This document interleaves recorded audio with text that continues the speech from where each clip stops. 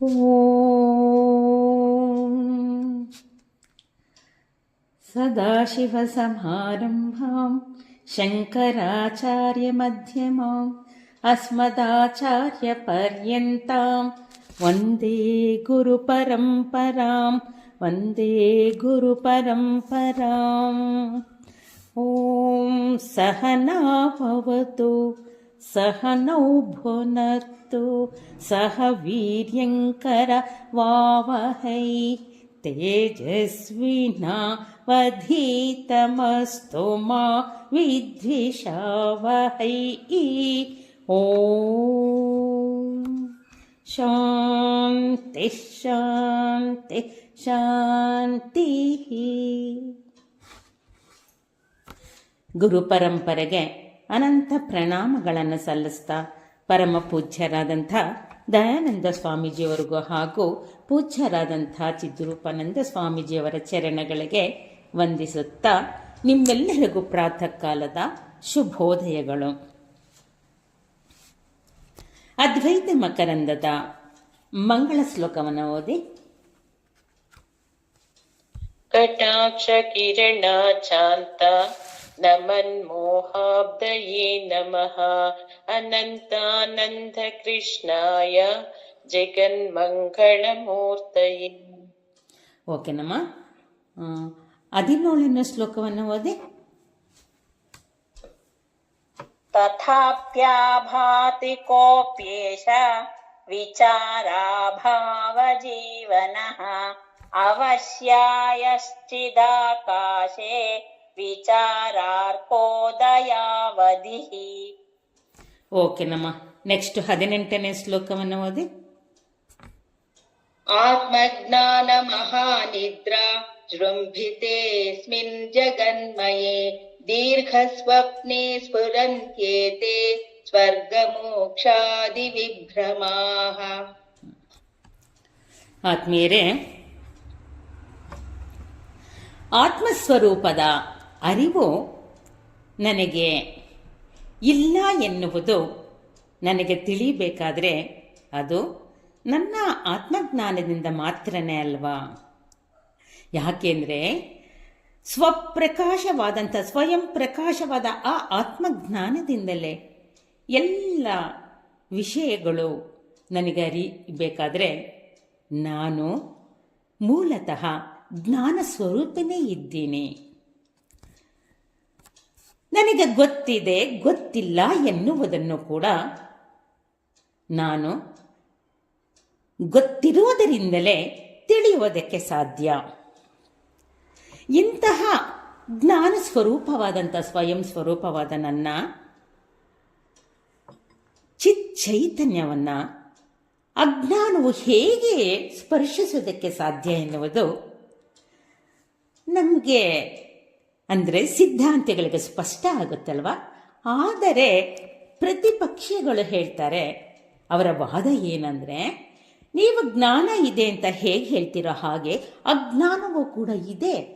ಯಾಕೆಂದರೆ ನನಗೆ ಗೊತ್ತಾಗ್ತಿದೆ ನನ್ನಲ್ಲಿ ಸುಖ ದುಃಖಗಳೆಲ್ಲವೂ ಇದೆ ಅಂತ. ನೀವು ಬರೀ ಜ್ಞಾನ ಅಂತ ಹೇಳ್ತಿದ್ದೀರಾ, ಹಾಗಾದರೆ ಸುಖ ದುಃಖಗಳಿಂದ ಕೂಡಿರುವುದು ಕೂಡ ನಿಮ್ಮ ದೃಷ್ಟಿಯಲ್ಲಿ ಅಜ್ಞಾನ ಅಂತ ಹೇಳೋದಾದರೆ ಅದು ಹೇಗೆ ಅಜ್ಞಾನ ಆಗುತ್ತೆ ಎನ್ನುವುದಕ್ಕೆ ಸಿದ್ಧಾಂತಿ ಅಂದರೆ ಕವಿಗಳು ಇಲ್ಲಿ ನಮಗೆ ಸ್ಪಷ್ಟಪಡಿಸ್ತಿದ್ದಾರೆ. ಒಂದು ವೇಳೆ ಅಜ್ಞಾನ ಇದೆ ಎನ್ನುವುದಾದರೆ ಅದಕ್ಕೆ ಕಾರಣ ವಿಚಾರದ ಅಭಾವ. ನಾನು ಯಾರು ಎನ್ನುವುದು ನಾನು ವಿಚಾರ ಮಾಡಿಲ್ಲ. ಇಲ್ಲೇ ತನಕ ನನ್ನನ್ನು ನಾನು ಅಹಂಕಾರದಿಂದ ಕೂಡಿದಂಥ ಮನಸ್ಸು ಬುದ್ಧಿಗಳಲ್ಲಿ ತಾದಾತ್ಮ್ಯದ ಹೊಂದಿದ ಕಾರಣದಿಂದ ನನಗೆ ಅದು ಸತ್ಯವಾಗಿತ್ತು. ಆದರೆ ನಿಮ್ಮ ದೃಷ್ಟಿಯಿಂದ ಅದು ಸತ್ಯವಲ್ಲ. ಸತ್ಯವೆಂದರೆ ಆತ್ಮಸ್ವರೂಪ ಆತ್ಮಜ್ಞಾನ ಮಾತ್ರ ಸತ್ಯ ಎನ್ನುವುದು. ಅದಕ್ಕಾಗಿ ಉದಾಹರಣೆ ಸಮೇತ ಕೂಡ ನಾವು ವಿಚಾರ ಮಾಡಿದ್ವಿ. ಹೇಗೆ ಅಂದರೆ, ಒಂದು ಬೆಳಗಿನ ಜಾವದಲ್ಲಿ ಇಬ್ಬನಿಯಿಂದ ಕೂಡಿದಂತಹ ಆಕಾಶವು ಯಾವಾಗ ಸೂರ್ಯೋದಯ ಆಗುತ್ತೋ ಆವಾಗ ಅದರ ನಾಶವೂ ಆಗುತ್ತೆ, ಅಂದರೆ ಕಾಣೋದಿಲ್ಲ ಇಬ್ಬನಿ.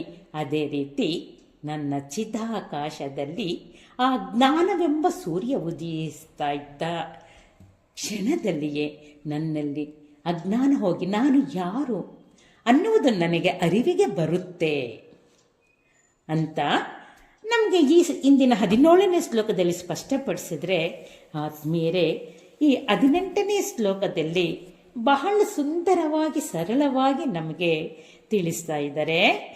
ಆತ್ಮ ಅಜ್ಞಾನ ಮಹಾನಿದ್ರಾ ಜೃಂಭಿತೆ ಅಸ್ಮಿನ್ ಜಗನ್ಮಯೇ ದೀರ್ಘ ಸ್ವಪ್ನೆ ಸ್ಫುರಂತಿ ಏತೆ ಸ್ವರ್ಗ ಮೋಕ್ಷಾದಿ ವಿಭ್ರಮಾಹ. ಆತ್ಮ ಅಜ್ಞಾನವನ್ನ ಮಹಾನಿದ್ರೆಯಿಂದ ಕರಿತಾ ಇದ್ದಾರೆ. ಆತ್ಮೀಯರೇ, ಎಷ್ಟು ಚೆನ್ನಾಗಿದೆ ನೋಡಿ. ಮಹಾನಿದ್ರೆ ಅಂದರೆ ಅದು ದೀರ್ಘಕಾಲಿಕ ನಿದ್ರೆ ಅಥವಾ ಜನ್ಮ ಜನ್ಮಾಂತರದಿಂದ ಕೂಡಿದಂತಹ ಈ ಜೀವಾತ್ಮನ ಸ್ಥಿತಿ, ಅದು ಇರುವಿಕೆ ಆಗಿದೆ. ಆದರೆ ಯಾವಾಗ ಈ ಆತ್ಮದ ಜ್ಞಾನವನ್ನು ನಾನು ತಿಳಿತೀನೋ ಆವಾಗ ಮಾತ್ರ ಅದು ಈ ಮಾಯೆಯನ್ನು ದಾಟಿ ಅವನು ಮೋಕ್ಷವನ್ನು ಪಡೆದಂತೆ ಅಲ್ವಾ. ಈ ರೀತಿ ನಮಗೆ ವಿಚಾರ ನಮಗೆ ಸ್ಪಷ್ಟ ಇದೆ. ಅಂಥದ್ದು ಇಲ್ಲಿ ಕವಿಗಳು ಆತ್ಮದ ಅಜ್ಞಾನವನ್ನು ಮಹಾನಿದ್ರೆ ಅಥವಾ ಮಹಾನಿದ್ರೆಯಿಂದ ವಿಜೃಂಭಿಸುತ್ತಿದೆ ಎನ್ನುವುದನ್ನು ನಮಗೆ ಇಲ್ಲಿ ತಿಳಿಸಬೇಕಾದ್ರೆ ಎಂತಹ ಹೋಲಿಕೆ ನೋಡಿ. ಈ ಆತ್ಮದ ಅಜ್ಞಾನ ಆತ್ಮೀಯರೇ ಯಾತಕ್ಕೆ ಮಹಾನಿದ್ರೆ ಅಂತಂದರೆ, ಇದು ಜನ್ಮ ಜನ್ಮಾಂತರದಿಂದ ಈ ಒಂದು ಅಜ್ಞಾನದಲ್ಲೇ ಇದ್ದ ಕಾರಣದಿಂದ ನಾನು ಈ ಜನ್ಮವನ್ನು ಪಡಿಬೇಕಾಗಿತ್ತಲ್ವ. ಈ ಅಜ್ಞಾನದ ಕಾರಣದಿಂದ ನಾನು ಈ ಜಗತ್ತಿನಲ್ಲಿ ಈ ಕಾಣುವ ಅನುಭವಗಳೆಲ್ಲವೂ ನಮಗೆ ಮತ್ತೊಂದು ಸುಂದರವಾದ ಶಬ್ದದ ಮೂಲಕ ಹೇಳ್ತಿದ್ದಾರೆ, ಅದು ದೀರ್ಘ ಸ್ವಪ್ನ.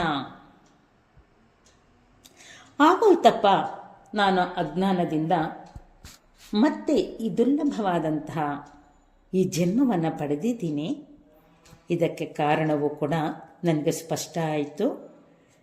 ಯಾಕೆಂದರೆ ಮಾಯೆಗೆ ಒಳಪಟ್ಟ ಕಾರಣ, ನಾನು ಯಾರು ಎನ್ನುವ ಅರಿವು ನನಗೆ ಸಿಗದೇ ಇದ್ದ ಕಾರಣದಿಂದ ಮತ್ತೆ ನಾನು ಈ ಜೀವಭಾವದಲ್ಲಿ ನಾನು ಈ ಜಗತ್ತಿನ ಜೊತೆ ಅನುಭವಿಸುವಂತಹ ಅನುಭವಗಳೆಲ್ಲವೂ ಕೂಡ ದೀರ್ಘ ಸ್ವಪ್ನದಂತೆ.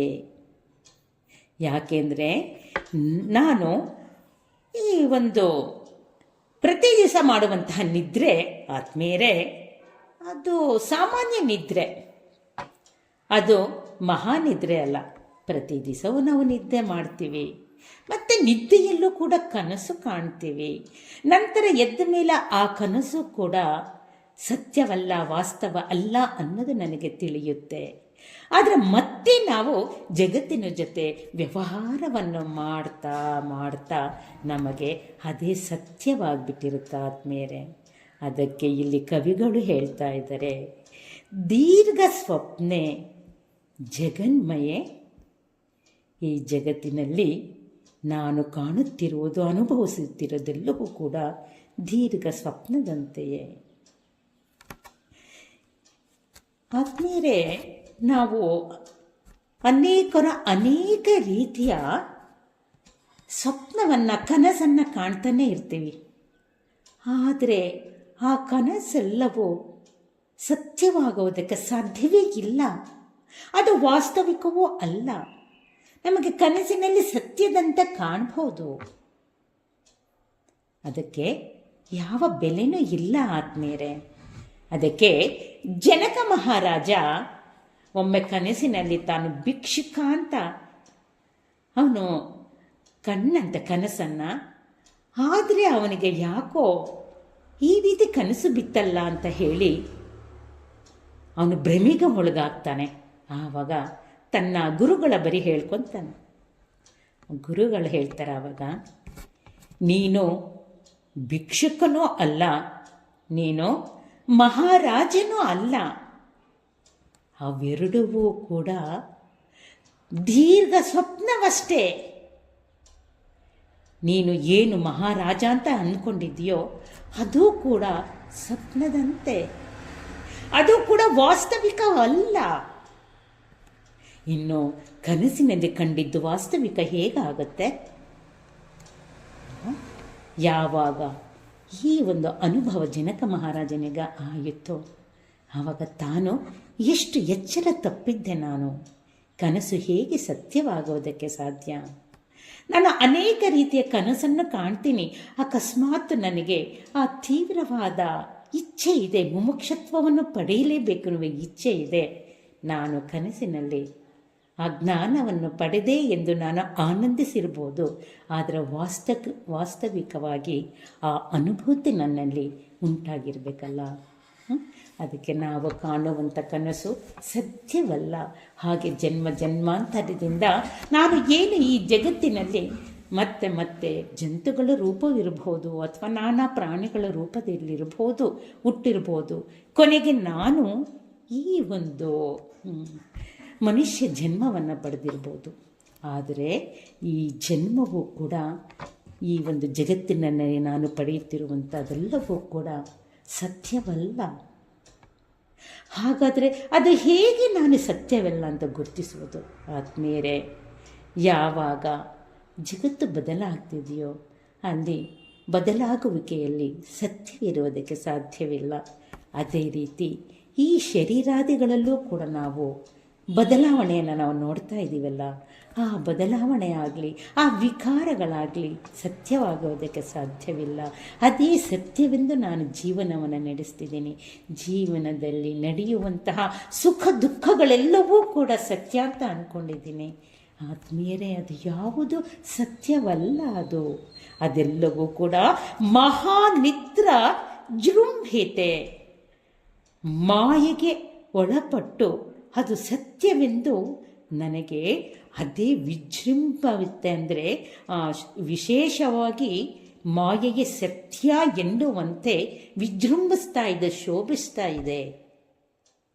ಯಾಕೆಂದರೆ ಅದು ನನ್ನ ದೃಷ್ಟಿಯಲ್ಲಿ ನಾನು ಪ್ರತ್ಯಕ್ಷ ಸಾಕ್ಷಿಯಾಗಿ ಅನುಭವಿಸ್ತಾ ಇದ್ದೀನಲ್ಲ, ಆ ದೃಷ್ಟಿಯಿಂದ ಇದು ಮಾಯೆ ಎನ್ನುವುದನ್ನು ನಾನು ಮರೆತು ಅಥವಾ ಈ ಜಗತ್ತಿನಲ್ಲಿ ನಡೆಯುತ್ತಿರುವಂಥ ಅನುಭವಗಳೆಲ್ಲವೂ ಕೂಡ ದೀರ್ಘ ಸ್ವಪ್ನ ಎನ್ನುವುದನ್ನು ನಾನು ಮರೆತ ಕಾರಣದಿಂದ ಈ ಸುಖ ದುಃಖಾದಿಗಳ ಅನುಭವವನ್ನು ನಾನು ಪಡಿತಾ ಇದ್ದೀನಿ. ಅದಕ್ಕೆ ಹೇಳ್ತಾರೆ, ದೃಗ್ದೃಶ್ಯ ವಿವೇಕದಲ್ಲಿ ಹೇಳ್ತಾರೆ, ಸಂಸಾರ ಸ್ವಪ್ನ ತುಲ್ಯೋ ಹಿ ರಾಗದ್ವೇಷಾದಿ ಸಂಕುಲ ಸ್ವಕಾಲೇ ಸತ್ಯವತ್ ಭಾತಿ ಪ್ರಬೋಧೆ ಸತ್ಯ ಸದ್ಭವೇತು. ಆದ್ಮೇಲೆ ಎಷ್ಟು ಚೆನ್ನಾಗಿದೆ ನೋಡಿ. ಸ್ವಪ್ನ ತುಲ್ಯದಂತೆ ಈ ಸಂಸಾರ ಅಲ್ವಾ? ಯಾಕೆ ಅಂದರೆ ನನ್ನ ಆಲೋಚನೆಗಿಂತ ಇಂಥ ಮಹನೀಯರು ಬರೆಯುವಂಥ ಪ್ರತಿ ಶ್ಲೋಕಗಳು ಉತ್ತರವನ್ನು ಮುಂದಿನ ಶಬ್ದಗಳಲ್ಲೇ ನನಗೆ ಕೊಟ್ಬಿಟ್ಟಿರ್ತಾರೆ. ಹೇಳ್ತಾರೆ ಶಂಕರರು, ರಾಗದ್ವೇಷಾದಿ ಸಂಕುಲದಿಂದ ಕೂಡಿದಂತಹ ಈ ಸಂಸಾರ ಸ್ವಪ್ನವಲ್ಲದ ಮತ್ತೇನು? ನನಗೆ ಆ ಅನುಭವಿಸುತ್ತಿರುವಂಥ ಕಾಲದಲ್ಲಿ ಅದು ಸತ್ಯ ಅಂತ ಅನ್ನಿಸ್ಬಹುದು. ಆದರೆ ಯಾವಾಗ ಆತ್ಮಜ್ಞಾನದ ಅರಿವು ಉಂಟಾಗುತ್ತೋ, ಪ್ರಬೋಧೆ, ಆಹಾ, ಯಾವಾಗ ನನ್ನೊಳಗೆ ನನ್ನಿಂದಲೇ ನನ್ನ ಸ್ವರೂಪದ ಅರಿವು ಉಂಟಾಗುತ್ತಾ ಆವಾಗ ಆ ಸತ್ಯವಲ್ಲ ಈ ಸಂಸಾರವು ಮಿಥ್ಯ ಎನ್ನುವುದು ನಮಗೆ ಸ್ಪಷ್ಟವಾಗುವಂತೆ ಈ ಜಗತ್ತಿನಲ್ಲಿ ನಾನು ಅನುಭವಿಸುವುದೆಲ್ಲವೂ ಕೂಡ ಮಾಯೆ ಎಂದು ಸ್ಪಷ್ಟಪಡಿಸ್ತಿದ್ದಾರೆ. ಹಾಗಾದರೆ ನಾನು ಈ ಒಂದು ಜೀವಿತದಲ್ಲಿ ಅನೇಕ ಸತ್ಕಾರ್ಯಗಳನ್ನು ಮಾಡಿ ಸ್ವರ್ಗಾದಿ ಲೋಕಗಳನ್ನು ಪಡೀಬೇಕು ಅನ್ನುವ ಇಚ್ಛೆ ನಮ್ಮಲ್ಲಿ ಉಂಟಾಗುತ್ತೆ. ಯಾಕೆಂದರೆ ನಾನು ಸದಾ ಸುಖವನ್ನು ಬಯಸೋದಲ್ವ. ಆ ದೃಷ್ಟಿಯಿಂದ ಸ್ವರ್ಗಾದಿ ಲೋಕಗಳಿಗಾಗಿ ಅನೇಕ ಯಜ್ಞ, ಯಾಗ, ಜಪತಪಗಳ ಮೂಲಕ ನಾನು ಸತ್ಕರ್ಮದಲ್ಲಿ ನಿರತನಾದಾಗ ನನಗೆ ಸ್ವರ್ಗಲೋಕದ ಇಚ್ಛೆ ಬರುವುದು ಸಹಜ ಅಲ್ವಾ? ಸ್ವರ್ಗಲೋಕವೇ ಆಗ್ಬೋದು, ಅಥವಾ ಭೂಲೋಕದಲ್ಲೇ ನಾನು ಸುಖವನ್ನು ಹೆಚ್ಚು ಪಡೀಬೇಕೆನ್ನುವ ಆಸೆಗಾಗಿ ವ್ಯವಹರಿಸ್ತಿರ್ತೀನಿ ನಾನು ಅಲ್ವಾ? ಅದರ ಜೊತೆಗೆ ಬ್ರಹ್ಮಲೋಕವಾಗಲಿ, ಪಾತಾಳ ಲೋಕ ಆಗಲಿ, ಅಥವಾ ಯಾವುದೇ ಲೋಕಗಳ ಇಚ್ಛೆಯೂ ಕೂಡ ನನಗೆ ಬಂದಿದ್ದೇ ಆದರೆ ಅದು ಸತ್ಯವಾ? ಅದಕ್ಕಾಗಿ ನಾನು ಮಾಡುತ್ತಿರುವಂಥ ಕರ್ಮಗಳು ಸತ್ಯವಾ? ಆ ಅನುಮಾನವನ್ನು ಕೂಡ ಇಲ್ಲಿ ಕವಿಗಳು ನಿವಾರಣೆ ಮಾಡ್ತಾ ಇದ್ದಾರೆ. ಸ್ವರ್ಗ ಮೋಕ್ಷಾದಿ ವಿಭ್ರಮಾಹ ಸ್ಫುರಂತಿ. ಏನು ಜಗತ್ತು ದೀರ್ಘ ಸ್ವಪ್ನ ಅಂತ ಹೇಳಿದ್ರೋ ಅದೇ ರೀತಿ ಸ್ವರ್ಗಾದಿ ಲೋಕಗಳ ಅಭೀಷ್ಟೆಗಾಗಿ ಮಾಡಿದಂತಹ ಕೂಡ ಆ ಲೋಕಗಳು ಕೂಡ ಸ್ವಪ್ನ ಅಂತ ಹೇಳಿಬಿಟ್ರಲ್ಲ. ಹೌದು, ಆ ಸ್ವರ್ಗಾದಿ ಲೋಕಗಳು ಕೂಡ ಭ್ರಮೆಗೆ ಒಳಪಡಿಸುವಂಥದ್ದು ಅದುವೇ. ಯಾಕೆಂದರೆ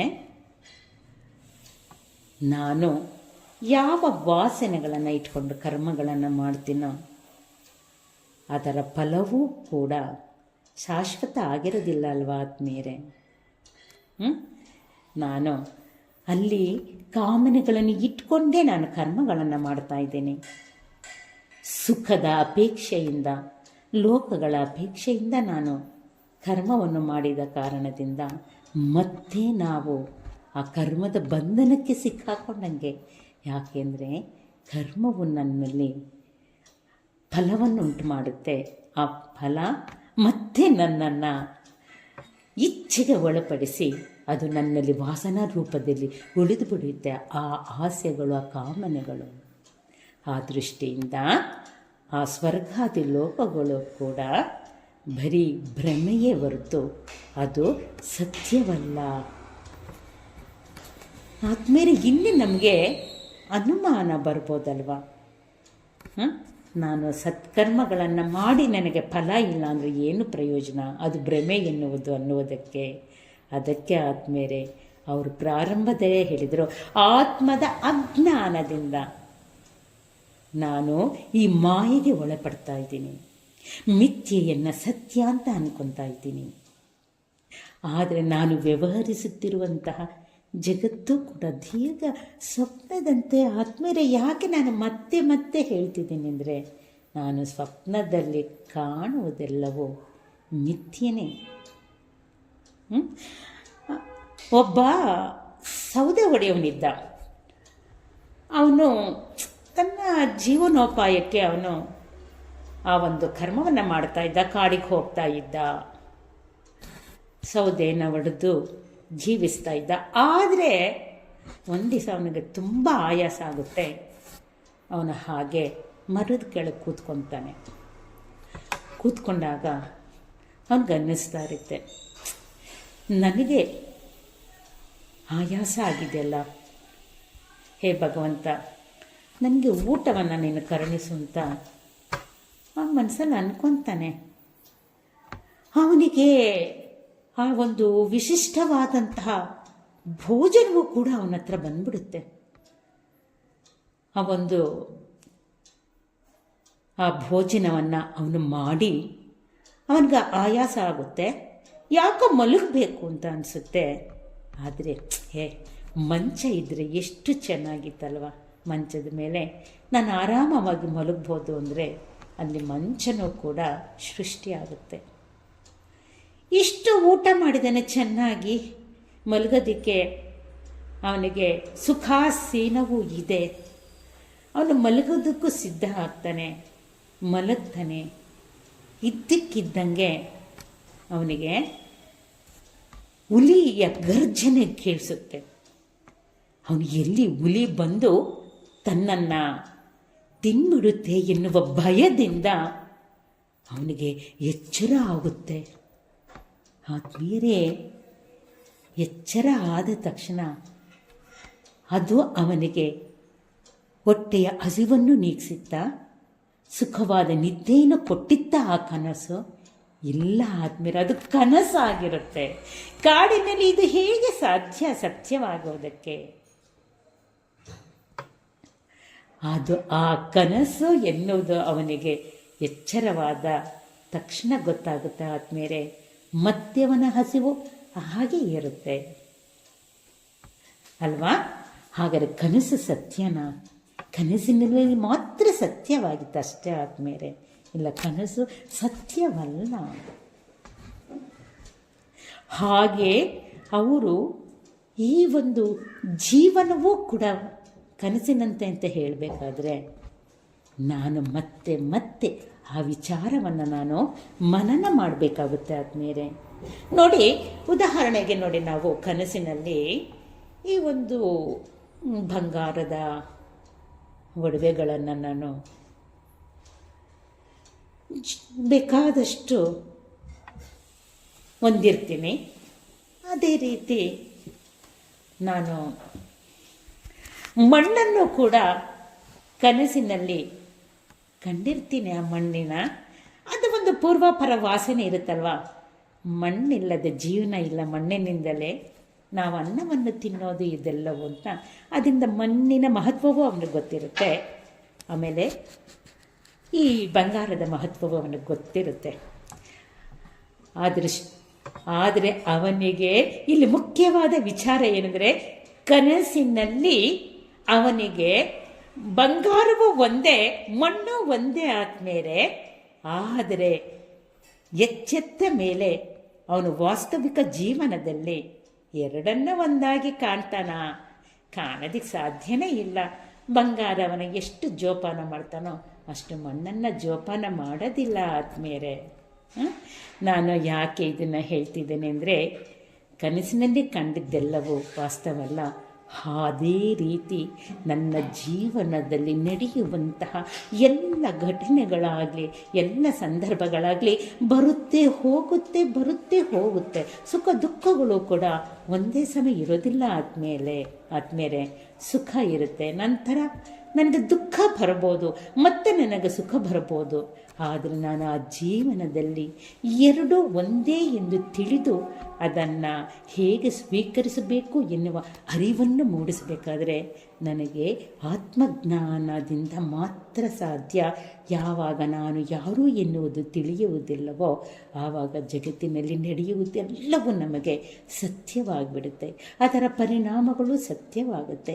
ಇದರಿಂದ ನನಗೆ ದೀರ್ಘಕಾಲಿಕವಾದಂತಹ ಮಹಾನಿದ್ರೆ ಎಂಬ ಆತ್ಮದ ಅಜ್ಞಾನದಲ್ಲಿ ಬಿದ್ದ ಕಾರಣದಿಂದ ಜನ್ಮಾಂತರಗಳ ಅನುಭವವನ್ನು ಪಡೆಯಬೇಕಾಗುತ್ತೆ. ಆ ದೃಷ್ಟಿಯಿಂದ ಇಲ್ಲಿ ಕವಿಗಳು ಮತ್ತೊಂದು ವಿಚಾರವನ್ನು ತುಂಬ ಸುಂದರವಾಗಿ ಹೇಳ್ತಿದ್ದಾರೆ. ಸ್ವರ್ಗ ಮೋಕ್ಷಾದಿ ವಿಭ್ರಮಾಹ ಸ್ಫುರಂತಿ ತೇ ಸ್ವರ್ಗ ಮೋಕ್ಷಾದಿ. ಹೇಗೆ ಸ್ವರ್ಗದ ವಿಚಾರವನ್ನು ನಾವು ಮಾಡಿದ್ವೋ ಹಾಗೆ ಇಲ್ಲಿ ಮೋಕ್ಷವನ್ನು ಕೂಡ ಭ್ರಮೆ ಅಂತ ಹೇಳ್ತಿದಾರಲ್ಲ.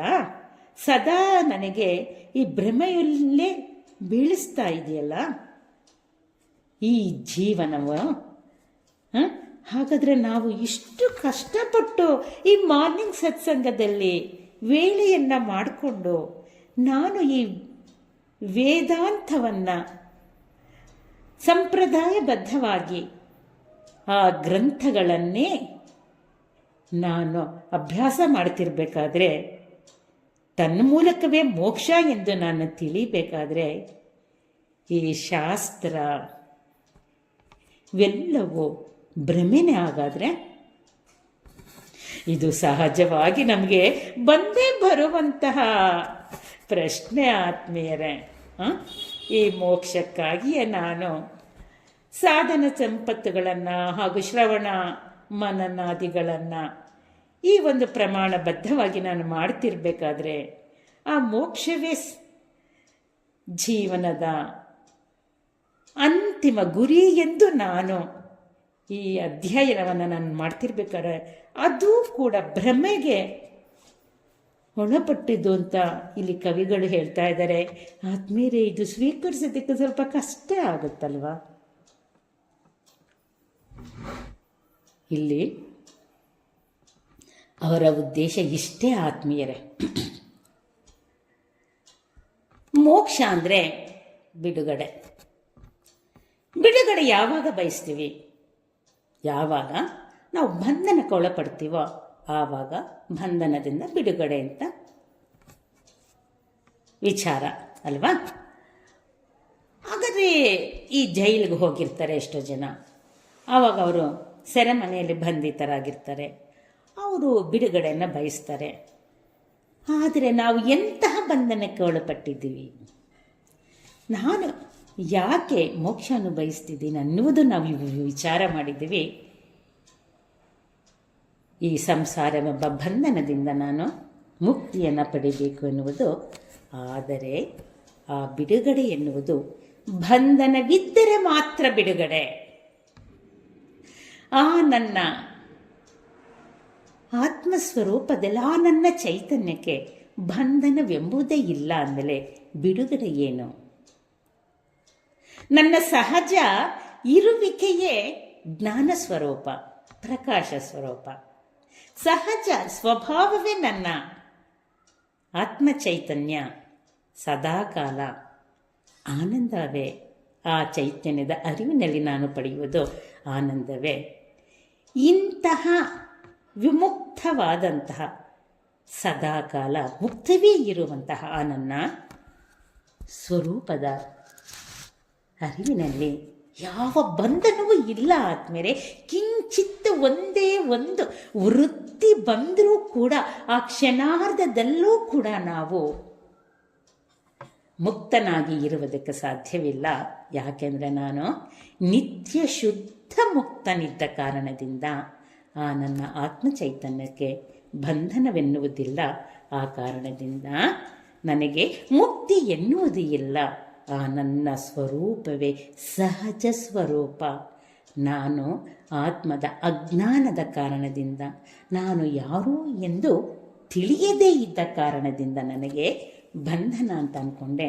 ಆ ದೃಷ್ಟಿಯಿಂದ ಮೋಕ್ಷ ಎನ್ನುವ ಶಬ್ದ ಒಂದು ವೃತ್ತಿ ಬಂತೆ ಹೊರತು ನನ್ನ ಸ್ವರೂಪ ಸ್ಥಿತಿಯಲ್ಲಿ ಮೋಕ್ಷವೆನ್ನುವುದು ಇಲ್ಲ, ಬಂಧನ ಎನ್ನುವುದು ಇಲ್ಲ.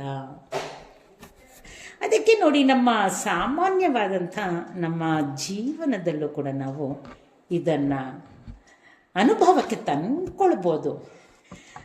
ಈ ಒಂದು ಹಸುಗಳನ್ನು ಕಟ್ಟಬೇಕಾದ್ರೆ ಒಂದು ಗೂಟ ಇರುತ್ತೆ, ದಾರದಿಂದ ಕಟ್ಟಿ ಅದನ್ನು ಎಲ್ಲಿಯೂ ಹೋಗದಂತೆ ಅದನ್ನು ಕಟ್ಟಾಕಿರ್ತೀವಿ ನಾವಲ್ವಾ. ಅದಕ್ಕೆ ನೋಡಿ, ಅದಕ್ಕೆ ಅದೇ ರೂಢಿ ಆಗಿಬಿಟ್ಟಿರುತ್ತೆ. ಬೆಳಿಗ್ಗೆ ಎಲ್ಲೆಲ್ಲೋ ಮೇಯ್ಕೊಂಬಂದಿರುತ್ತೆ, ಮತ್ತೆ ರಾತ್ರಿ ಅದಕ್ಕೆ ಕಟ್ಟಾಕ್ತಿದ್ರೆ ಮತ್ತೆ ಎಲ್ಲಾದರೂ ಹೋಗ್ಬಿಡುತ್ತೆ ಅಂತ ಹೇಳಿ ನಾವು ಕಟ್ಟಾಕಿರ್ತೀವಿ ಗೂಟಕ್ಕೆ. ಆದರೆ ಒಂದೇ ದಿವಸ ನಾವು ಒಮ್ಮೆ ಆ ಗೂಟಕ್ಕೆ ಹಸುವನ್ನು ಕಟ್ಟಿಲ್ಲ ಅಂತ ಅಂದ್ಕೊಳ್ಳಿ. ಆವಾಗ ಅದು ಬೆಳಗ್ಗೆ ಎದ್ದ ತಕ್ಷಣ ಅದನ್ನು ಹಸುವನ್ನು ಹೇಳು ಅಂತ ಹೇಳಿದ್ರು ಕೂಡ ಗೊತ್ತಾಗುತ್ತಲ್ಲ, ಹಸುಗೆ ನಾವು ಬಂದ ತಕ್ಷಣ ಅದಕ್ಕೆ ಕೊಡಿದಾಗ ಅದು ಹೇಳಬೇಕು ಮಾಡಬೇಕು ಅಂತ ಆ ಬುದ್ಧಿ ಅದಕ್ಕೂ ಕೂಡ ಇರುತ್ತೆ. ಆದರೆ ಆ ಥರ ಹೇಳಿದಾಗ ಒಂದು ದಿವಸ ಅದು ಮೇಲಕ್ಕೆ ಹೇಳಲೇ ಇಲ್ಲ. ಯಾಕೆ ಮೇಲಕ್ಕೆ ಹೇಳಲಿಲ್ಲ ಅಂತ ಬಹಳಷ್ಟು ನಾವು ಆ ಒಂದು ಚಿಂತನೆ ಮಾಡಿದ್ದೆ. ಆದರೆ ಮತ್ತೆ ಅದು ಏನೋ ಹುಷಾರಿಲ್ವೋ ಏನು ಅಂತ ಅಂದ್ಕೊಂಡು ಮತ್ತೆ ಹೇಳು ಅಂತ ಹೇಳ್ತೀವಿ ಹಸುಗೆ. ಆದರೆ ಹಸು ಹೇಳೋದಿಲ್ಲ. ಯಾಕೆಂದರೆ ಅದಕ್ಕೆ ಪೂರ್ವಾಗ್ರಹ ಪೀಡಿತದಿಂದ ನನಗೆ ಕಟ್ಟಾಕಿದರೆ ಅಂತ ಹಸು ಅಂದ್ಕೊಂಡಿರುತ್ತೆ. ಆದ್ದರಿಂದ ನಾವು ಕಟ್ಟಿದ ಹಗ್ಗವನ್ನು ಬಿಚ್ಚಿದಂತೆ ಮಾಡಿದಾಗ ಮಾತ್ರ ಹಸು ಹೇಳುತ್ತೆ, ಎದ್ದು ನಿಲ್ಲುತ್ತೆ. ಅವಾಗ ಈ ಉದಾಹರಣೆ ಯಾಕೆಂದರೆ ಆದಮೇಲೆ ನಾನು ಬಂಧನಕ್ಕೆ ಒಳಪಟ್ಟೇ ಇಲ್ಲ, ಹಸುವಿನಂತೆ ಗೂಟಕ್ಕೆ ಕಟ್ಟೇ ಇಲ್ಲ. ಹಸು ಅದರ ಎಚ್ಚರಕ್ಕೆ ಬಿಚ್ಚಿದಂತೆ ಆ್ಯಕ್ಷನ್ ಮಾಡಬೇಕಾಯಿತು. ಅದೇ ರೀತಿ ನಾನು ಕೂಡ ಆತ್ಮದ ಅಜ್ಞಾನದಿಂದ, ನಾನು ಯಾರು ಎಂದು ತಿಳಿಯದೇ ಇದ್ದ ಕಾರಣದಿಂದ ನಾನು ಬಂಧಿತನಾಗಿದ್ದೇನೆ. ಆ ಬಂಧನದಿಂದ ನಾನು ಮುಕ್ತನಾಗಬೇಕು ಅಂದ್ಕೊಂಡು ನಾನು ಈ ಶಾಸ್ತ್ರಾದಿಗಳ ಈ ಅಧ್ಯಯನವನ್ನು, ಈ ಸತ್ಸಂಗವನ್ನು ನಾನು ಭಾಗವಹಿಸಿ ಕಲಿತಾ ಇದ್ದೀನಿ. ಆದರೆ ನನಗೆ ನಿಜವಾಗಿ ಈ ಬಂಧನವೂ ಇಲ್ಲ. ಬಂಧನವಿಲ್ಲವೆಂದಮೇಲೆ ಮೋಕ್ಷವೂ ಇಲ್ಲ. ಇಲ್ಲಿ ಮತ್ತೊಂದು ವಿಚಾರ ನಮ್ಮಲ್ಲಿ ಪ್ರಶ್ನೆಯಾಗಿ ಉಳಿಬಹುದು. ಹಾಗಾದರೆ ನಾನು ಈ ಸತ್ಸಂಗವನ್ನು, ಈ ಅಭ್ಯಾಸವನ್ನು, ಈ ಗ್ರಂಥಗಳ ಅಧ್ಯಯನವನ್ನು, ಸ್ವಾಧ್ಯಾಯವನ್ನು ಎಲ್ಲ ಬಿಟ್ಟುಬಿಡ್ಲ ಹಾಗಾದರೆ? ಆದ್ಮೇಲೆ ಇಲ್ಲಿ ಸ್ವಲ್ಪ ಸೂಕ್ಷ್ಮವಾಗಿ ನಾವು ವಿಚಾರವನ್ನು ತಿಳ್ಕೊಳ್ಬೇಕಾಗಿದೆ. ನನ್ನ ಈ ಜೀವಭಾವವೇ ನಾನು ಸತ್ಯ ಅಂದುಕೊಂಡ ಕಾರಣದಿಂದ ನನ್ನಲ್ಲಿ ಉಂಟಾಗುವಂತಹ ಎಲ್ಲ ರಾಗದ್ವೇಷಾದಿಗಳಿಗೆ ತಾದಾತ್ಮ್ಯತೆನಾಗಿ ಅದರಲ್ಲಿ ಒಂದಾಗ್ಬಿಟ್ಟು ಆ ಪರಿಣಾಮಗಳನ್ನು ನಾನು ಅನುಭವಿಸ್ತಾ ಇದ್ದೀನಿ. ಇದಲ್ಲದೆ ಬೇರೆ ಏನೂ ಇಲ್ಲ ಆದ್ಮೇಲೆ ಅವುಗಳಿಂದ ಆ ಸತ್ಯವನ್ನು ತಿಳಿಬೇಕಾಗಿದೆ ನನಗೆ. ಅದು ಯಾವುದೂ ಸತ್ಯವಲ್ಲ. ಈ ಶರೀರವೂ ಸತ್ಯವಲ್ಲ, ಈ ಜಗತ್ತು ಕೂಡ ಸತ್ಯವಲ್ಲ. ಜಗತ್ತಿನ ಮೂಲಕ ನಾನು ಅನುಭವಿಸುತ್ತಿರುವಂಥ ಅನುಭವಗಳು ಸತ್ಯವಲ್ಲ. ಅವೆಲ್ಲವೂ ಕೂಡ ಬದಲಾಗುವುದು, ನಾಶವಾಗುವುದು. ಇದನ್ನು ಅಷ್ಟು ಬೇಗ ನನ್ನ ಮನಸ್ಸು ಬುದ್ಧಿಗಳು ಸ್ವೀಕಾರ ಮಾಡೋದಿಲ್ಲ ಆದ್ಮೇಲೆ. ಯಾಕೆಂದರೆ ನನಗೆ ಅದು ಸತ್ಯದ ಅನುಭವವನ್ನು ನೀಡಿಬಿಟ್ಟಿದೆ. ಆ ದೃಷ್ಟಿಯಿಂದ ನಾನು ಪದೇ ಪದೇ ಇಂತಹ ಶಾಸ್ತ್ರಗಳ ಅಭ್ಯಾಸ ಮಾಡುವುದರಿಂದ, ಗುರುವಿನ ಮೂಲಕ ಈ ಪ್ರಮಾಣಬದ್ಧವಾಗಿ ನನ್ನ ಅಭ್ಯಾಸ ಮಾಡುವುದರಿಂದ ಮಾತ್ರ ನಾನು ಈ ಜೀವಭಾವದಿಂದ ನಾನು ಮುಕ್ತನಾಗುವುದಕ್ಕೆ ಸಾಧ್ಯ. ನಾನು ಜೀವಿ ಎಂದುಕೊಂಡಿದ್ದೀನಿ. ಈ ಭಾವನೆಯಿಂದ ನಾನು ಮುಕ್ತನಾಗಬೇಕಾದರೆ ಈ ಶಾಸ್ತ್ರಗಳು, ಗುರುವುಗಳ ಅವಶ್ಯಕತೆ ನಮಗೆ ಇದ್ದೇ ಆದ್ಮೇಲೆ ಎಲ್ಲಿಯ ತನಕ ಈ ಸತ್ಯದ ಅರಿವು ನಮಗೆ ಮೂಡೋದಿಲ್ವೋ ಅಲ್ಲಿಯ ತನಕ ನಾನು ಈ ಅಭ್ಯಾಸದಲ್ಲಿ, ಸ್ವಾಧ್ಯಾಯದಲ್ಲಿ ನಿರತನಾಗಬೇಕು. ಯಾವ ಕ್ಷಣದಲ್ಲಿ ಈ ನನ್ನ ಸ್ವರೂಪದ, ಆತ್ಮಸ್ವರೂಪದ, ಆತ್ಮ ಚೈತನ್ಯದ ಆ ಇರುವಿಕೆಯ ಅರಿವಿನ ಆನಂದ ನನಗೆ ಉಂಟಾಗುತ್ತೋ ಆವಾಗ ನನಗೆ ಯಾವ ಶಾಸ್ತ್ರವೂ ಬೇಡ, ಆಗ ಯಾವ ಸತ್ಸಂಗವೂ ಬೇಡ, ಯಾವ ಸ್ವಾಧ್ಯಾಯವೂ ಬೇಡ. ಹಾಗಾದರೆ ನೀವು ಹೇಳ್ತಿರಂಗೆ ಇನ್ಮೇಲೆ ಇದೆಲ್ಲ ಬಿಟ್ಬಿಡೋಣ ನಾವು, ನನಗೆ ಜ್ಞಾನ ಆಗಿದೆ ಅಂತ. ಇಲ್ಲ ಆತ್ಮೀಯರೇ, ಅಲ್ಲಿ ಏನಾಗುತ್ತೆ ಅಂದರೆ ಆ ಒಂದು ಸದಾಕಾಲ ಆ ಎಚ್ಚರದಲ್ಲಿ ನನ್ನ ಇರುವಿಕೆ ಇರೋದಿಲ್ಲ, ಆ ಎಚ್ಚರದಲ್ಲಿ ನಾನು ಇರೋದಿಲ್ಲ. ಸ್ವಾಮೀಜಿಯವ್ರು ಹೇಳ್ತಾ ಇದ್ರು, ನೀನು ಬ್ರಹ್ಮಜ್ಞಾನ ಪಡೆದಿದೆ ಅಂದರೆ ಅದು ಏನು ವ್ಯರ್ಥ, ಅದು ನೀನು ಪಡೆದಿಲ್ಲ ಅಂತ ಅರ್ಥ.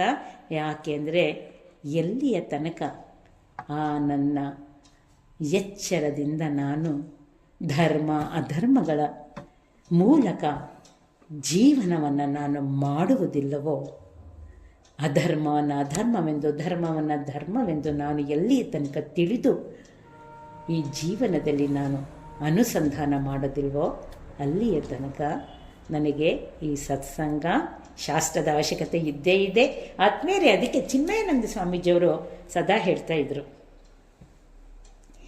ಎಲ್ಲಿಯ ತನಕ ಈ ಸತ್ಸಂಗವು ಆರುವುದಿಲ್ಲವೋ ಅಲ್ಲಿಯ ತನಕ ಮಾತ್ರ ನಾನು ಆನಂದವಾಗಿ ಇರೋದಕ್ಕೆ ಸಾಧ್ಯ. ಯಾಕೆಂದರೆ ಈ ಮಾಯೆಯಿಂದ ಕೂಡಿದಂಥ ಜಗತ್ತು ನನ್ನನ್ನು ಸದಾಕಾಲ ನನ್ನ ಇರುವಿಕೆಯ ಅರಿವನ್ನೇ ಮರೆಸಿ ಮಾಯೆಯೊಳಗೆ ಒಂದಾಗಿ ಮಾಡಿಬಿಡುತ್ತೆ. ಆ ಎಚ್ಚರವನ್ನು ನಾನು ಪಡಿಬೇಕು ಅಂದರೆ ಸತ್ಸಂಗವನ್ನು ಎಂದೂ ಆರದಂತೆ ಸತ್ಸಂಗದಲ್ಲಿ ಭಾಗಿಯಾಗಲೇಬೇಕು. ನಮ್ಮ ಸ್ವಾಮೀಜಿಯವರು ಕೂಡ ಹೇಳ್ತಾನೆ ಇರ್ತಾರೆ, ಸಾಯುವ ತನಕ ಶ್ರವಣ ಮನನಗಳ ಅವಶ್ಯಕತೆ ಇದೆ. ಸಾಯುವ ತನಕ. ಯಾಕೆಂದರೆ ನನ್ನ ಮನಸ್ಸು ಬುದ್ಧಿಗಳ ಹತೋಟಿಯಲ್ಲಿ ನಾನು ಇರಬೇಕಂತಂದರೆ ತನಗೆ ಇಷ್ಟ ಬಂದಂಗೆ ಅದನ್ನು ಬಿಡದೆ ನನ್ನ ಎಚ್ಚರದಲ್ಲಿ ನಾನು ಮನಸ್ಸು ಬುದ್ಧಿಗಳನ್ನು ನಾನು ಪ್ರಯೋಗಿಸಿದ್ದೇ ಆದರೆ ಮಾತ್ರ ಆದಮೇಲೆ ನಾನು ಆನಂದವಾಗಿರೋದಕ್ಕೆ ಸಾಧ್ಯ. ಆದ್ದರಿಂದ ಇಲ್ಲಿ ಮೋಕ್ಷ ಆದಿ ಅಂದರೆ ಮೋಕ್ಷ ಬಂಧನಗಳು ಕೂಡ ಭ್ರಮೆಯ ಹೊರತು ಅದು ಕೂಡ ಸತ್ಯವಲ್ಲ. ಯಾವಾಗಂದರೆ ಆ ನನ್ನ ಆತ್ಮಸ್ಥಿತಿಯಲ್ಲಿ, ಆ ನನ್ನ ಚೈತನ್ಯದ ಅರಿವಿನಲ್ಲಿ ಇದ್ದಾಗ ಮಾತ್ರ ಇವುಗಳ ಯಾವುದು ಕೂಡ ನನ್ನನ್ನು ಏನನ್ನೂ ಕೂಡ ಮಾಡೋದಕ್ಕೆ ಸಾಧ್ಯ ಇಲ್ಲ. ಮಾಯಾತೀತನಾದ ನನ್ನನ್ನು ಮಾಯೆಗೆ ಒಳಪಡಿಸೋದಕ್ಕೆ ಸಾಧ್ಯನೇ ಇಲ್ಲ. ಆ ದೃಷ್ಟಿಯಿಂದ ಮಾತ್ರ ಇಲ್ಲಿ ಕವಿಗಳು ಹೇಳ್ತಾ ಇದ್ದಾರೆ.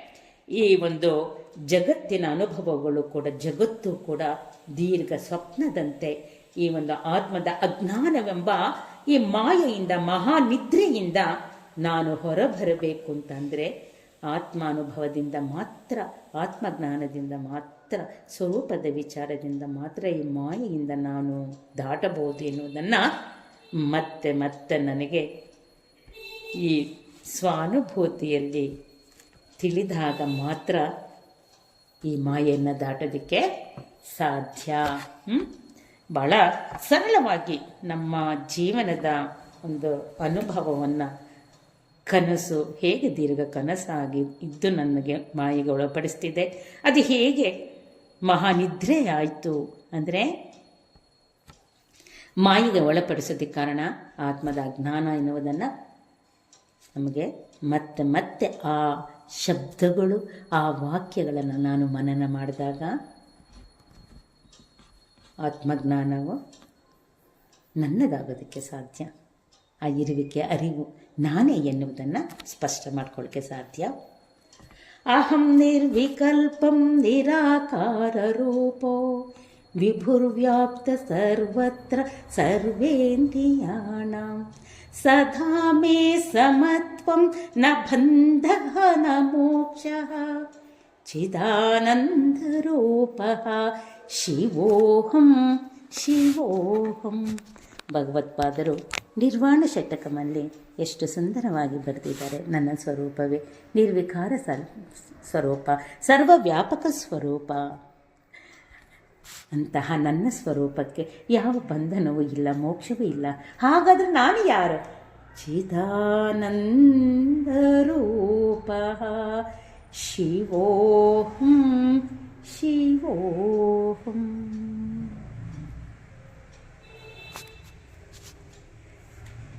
ಮತ್ತೆ ಮತ್ತೆ ಮನನ ಮಾಡ್ತಾ ಈ ಜ್ಞಾನದಲ್ಲಿ ಆನಂದಿಸೋಣ.